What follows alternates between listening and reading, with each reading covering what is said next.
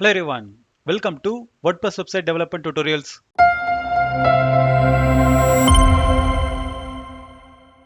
இந்த வீடியோவில் நம்ம WordPress வெப்சைட்டில் இருக்கிற போஸ்ட் அண்ட் பேஜஸ்க்கான டிஃபரன்ஸ் என்ன அப்படின்றத பற்றி தான் நம்ம இன்னைக்கு டீட்டெயிலாக பார்க்க போகிறோம். ஸோ WordPress பொறுத்த வரைக்கும் இந்த டாபிக் ரொம்பவே இம்பார்ட்டன்ட். ஏன் அப்படின்னா ஒரு WordPress வெப்சைட்டை நம்ம டெவலப் பண்ணும்போது எங்கே நம்ம பேஜஸை யூஸ் பண்ணணும், எங்கே நம்ம போஸ்ட்டை யூஸ் பண்ணணும் அப்படின்றது நம்மளுக்கு கிளியராக தெரிஞ்சால் மட்டும்தான் ஒரு ப்ராப்பரான வெப்சைட்டை நம்மளால் பில்ட் பண்ண முடியும். ஸோ WordPress பொறுத்த வரைக்கும் மெயினாக ரெண்டு டைப் ஆஃப் கண்டென்ட் வந்து இருக்குது.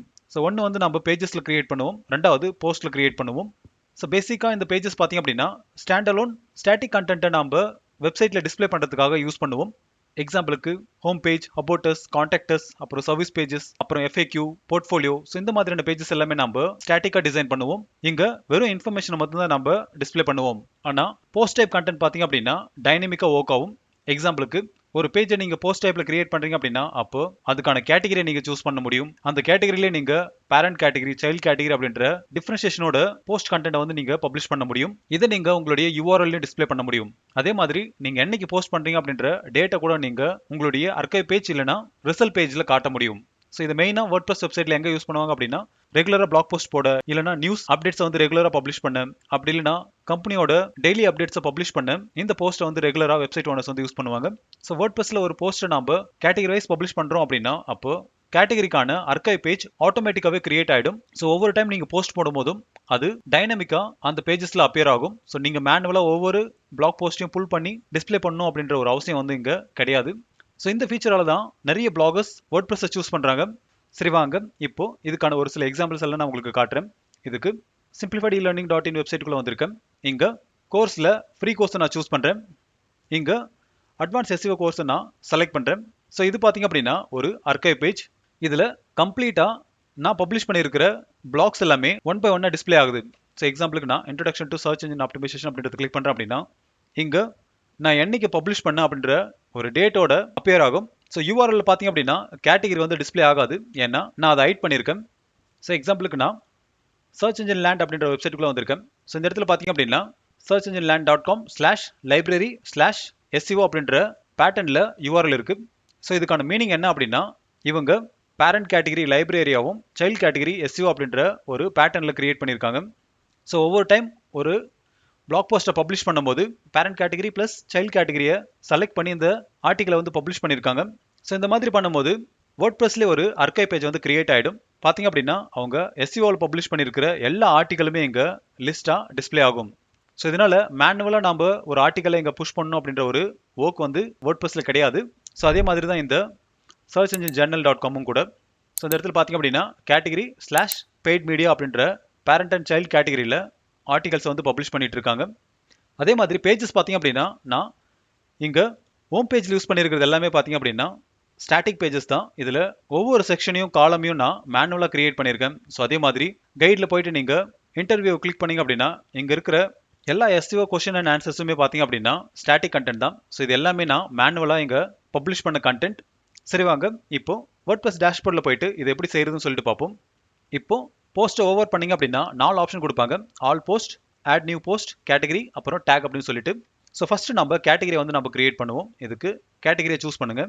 இங்கே அன்கேட்டகரைஸ்ட் அப்படின்னு சொல்லிட்டு ஆல்ரெடி ஒரு கேட்டகரி இருக்கும். இப்போ நம்ம புதுசாக ஒன்று கிரியேட் பண்ணுவோம். ஸோ இந்த இடத்துல நான் டிஜிட்டல் மார்க்கெட்டிங் அப்படின்றத கொடுக்குறேன். ஸோ மற்ற ஃபீல்டு எல்லாமே நீங்கள் டிஃபால்ட் அப்படியே விட்டுருங்க. இப்போ ஆட் நியூ கேட்டகரி அப்படின்றத கிளிக் பண்ணுங்க. ஸோ இப்போ நம்மளுடைய கேட்டகரி வந்து கிரியேட் ஆயிடுச்சு. ஸோ இதை நான் வியூ பண்ணுறேன். ஸோ இந்த இடத்துல பார்த்தீங்க அப்படின்னா ஒரு அர்கைவ் பேஜ் வந்து கிரியேட் ஆயிடுச்சு, கேட்டகரி/டிஜிட்டல் மார்க்கெட்டிங் அப்படின்னு சொல்லிட்டு.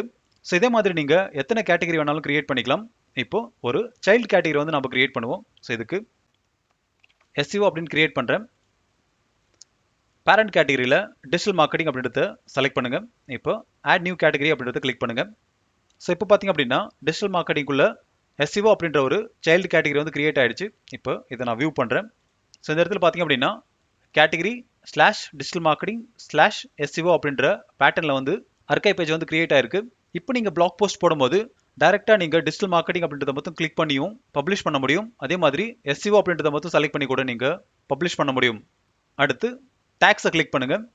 ஸோ இது பார்த்தீங்க அப்படின்னா உங்களுடைய போஸ்ட் எதை பார்த்துனது அப்படின்றத மல்டிபிள் ரிலவெண்ட் டாபிக் நேமை கொடுத்து நீங்கள் செக்ரிகேட் பண்ணிக்க முடியும்.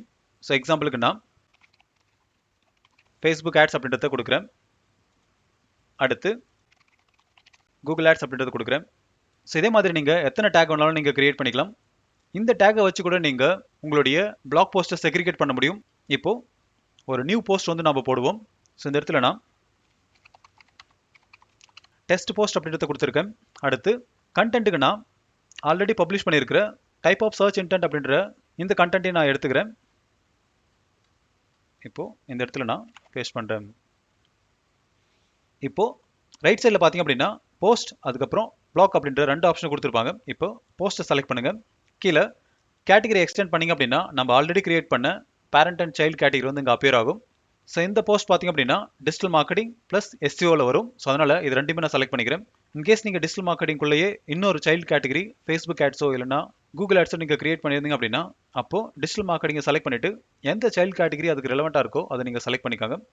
அடுத்து டேக், இதில் நீங்கள் நியூவாக இங்கேயே கூட நீங்கள் கிரியேட் பண்ணிக்கலாம், அப்படி இல்லைனா எக்ஸிஸ்டிங்கை கூட நீங்கள் யூஸ் பண்ணிக்கலாம். ஸோ இந்த இடத்துல நான் எஸ்சிஓ அப்படின்றத சூஸ் பண்ணுறேன். ஸோ நீங்கள் ஆல்ரெடி டேக்ஸில் ஆட் பண்ணியிருந்தீங்க அப்படின்னா அதை நீங்கள் சர்ச் பண்ணி இங்கே ஆட் பண்ணிக்கலாம். ஸோ இந்த போஸ்ட்டுக்கு நான் இந்த ஒரு டேக்கை மட்டும் நான் யூஸ் பண்ணுறேன். அடுத்து ஃபீச்சர் இமேஜ். ஸோ இது எங்கே அப்பியர் ஆகும் அப்படின்னா நம்மளுடைய அர்க்கைவ் பேஜில் வந்து அப்பியர் ஆகும். ஸோ எக்ஸாம்பிளுக்கு ஸோ இது எல்லாமே பார்த்தீங்க அப்படின்னா ஃபீச்சர் இமேஜஸ். இப்போது செட் ஃபீச்சர் இமேஜ் அப்படின்றத கிளிக் பண்ணுங்கள். ஸோ இந்த இடத்துல ஆல்ரெடி நான் யூஸ் பண்ணியிருக்கிற ஒரு தம்ப்நெயிலை நான் செலக்ட் பண்ணிக்கிறேன். அடுத்து செட் ஃபீச்சர் இமேஜ் அப்படின்றத செலக்ட் பண்ணுங்கள். அடுத்து எக்ஸப்ட் அப்படின்ற ஒரு ஆப்ஷன் இருக்கும். இது எதுக்கு அப்படின்னா நம்மளுடைய அர்க்கைவ் பேஜில் டைட்டிலுக்கு கீழே அப்பியர் ஆகிற 2 to 3 லைன்ஸ் ஆஃப் டிஸ்கிரிப்ஷன் தான். ஸோ இங்கே நீங்கள் எதுவுமே தரல அப்படின்னா டிஃபால்ட்டாக உங்களுடைய ஆர்டிக்கல் இருக்கிற ஃபர்ஸ்ட் 2 லைன்ஸை எடுத்து டிஸ்பிளே பண்ணுவாங்க. ஸோ எக்ஸாம்பிளுக்கு நான் சர்ச் இன்ஜின் லேண்டில் டைட்டில் கீழே இருக்கிற அந்த 2 லைன் பார்த்தீங்க அப்படின்னா கஸ்டமைஸ்டாக கொடுத்ததா இருக்கும். ஸோ இதோட ஆர்டிக்கலில் பார்த்தீங்க அப்படின்னா இந்த லைன் வேறு எங்கேயாச்சும் இருக்கும், அப்படி இல்லைனா இருக்காது. ஸோ இதுக்காக தான் நம்மளுக்கு இந்த ஆப்ஷன் கொடுத்துருக்காங்க. ஸோ எக்ஸாம்பிளுக்கு நான் இந்த 2 லைனை என்னோட அர்க்கைவ் பேஜோட டிஸ்கிரிப்ஷன் ஒர்க் ஆகணும் அப்படின்றதுக்காக காப்பி பண்ணிக்கிறேன். இங்கே நான் பேஸ்ட் பண்ணுறேன்.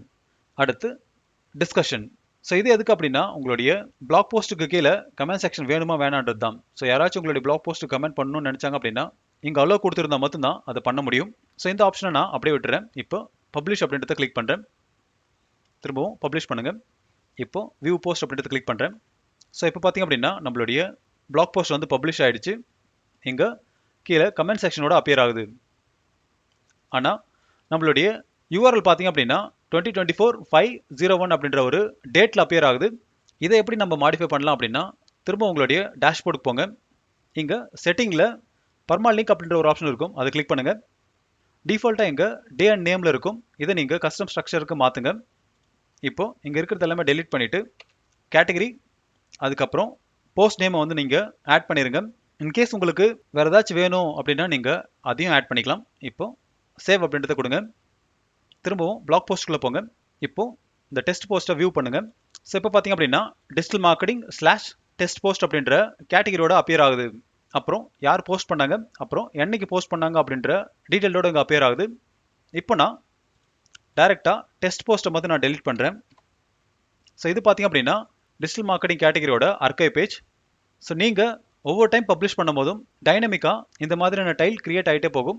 ஸோ நம்ம கொடுத்த தம்ப்நெயில், டைட்டில், அதுக்கப்புறம் எக்ஸப்டில் கொடுத்துருக்கிற அந்த கண்டென்ட் இங்கே அப்பியர் ஆகுது.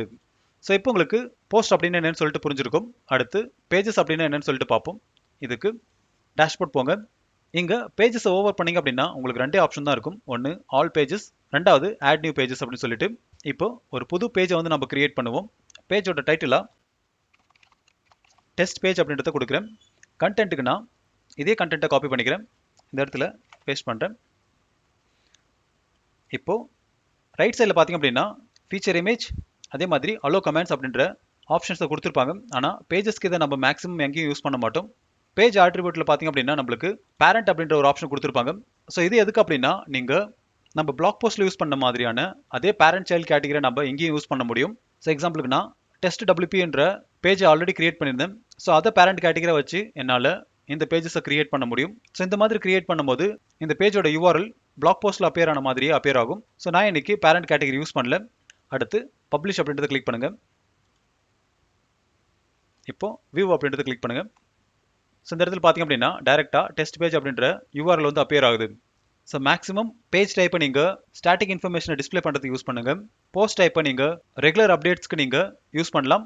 ஸோ இந்த 2 தான் வேர்ட்பிரஸில் இருக்கிற கண்டென்ட் டைப்.